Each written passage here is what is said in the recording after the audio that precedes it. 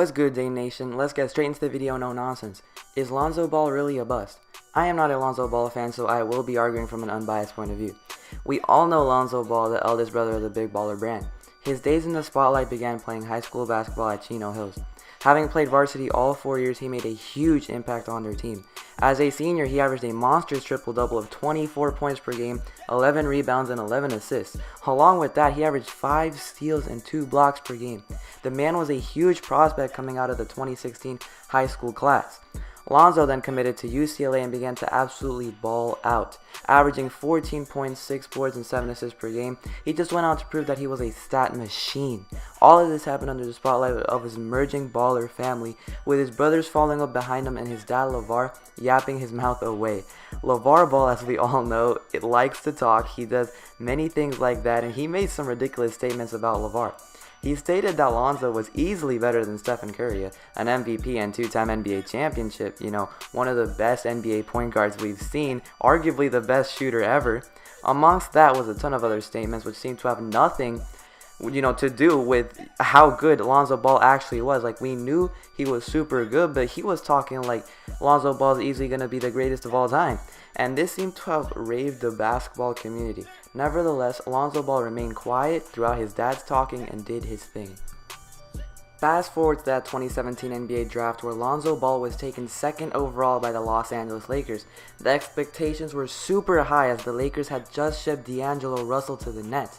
Now Lonzo was meant to be the face of their franchise.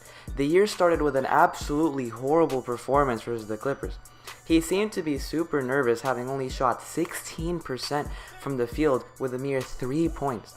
After that first game, you already know social media was going to go off on him, but Lonzo Ball answered with an almost triple-double performance the game after, with 29 points, 11 boards, and 9 assists. From that point on, he's had great games, and he's had treacherous games. Inconsistency is what describes Lonzo, but we've consistently been seeing high rebounds, assists, steals, blocks, etc. out of him. The problem is his points. This season so far, Lonzo Ball has struggled to find his jump shot, which critics blame for his ugly form. We've seen flashes of high-scoring games, but he had just been hyped up to do more than he has, overhyped by LeVar. That simple. He stands at 9.7 boards and 7 assists, those are good stats. But that's what people seem to talk about. It's just that he's failed to transcribe to be able to shoot in the NBA, because he's shooting 33% from the field. Even worse, 48% from the free throw line. Like, we're talking Shaq bad. The point is that compared to the other rookies like Ben Simmons and Jason Tatum, he just leaves so much to be desired. But not at all is Lonzo Ball a bad player. He needs consistency to score, and he has shown us that in the NBA that he can be an all-star caliber player. MVP? Maybe not, but we'll have to wait and see, because he's definitely could be an MVP sometime in the future. We know it, and we've seen it from Lonzo. It's just that he's got to start to find that jump shot. He's got to start to put up the numbers that he's been hyped up to do, and we've seen it out of him. But will he gain that consistency?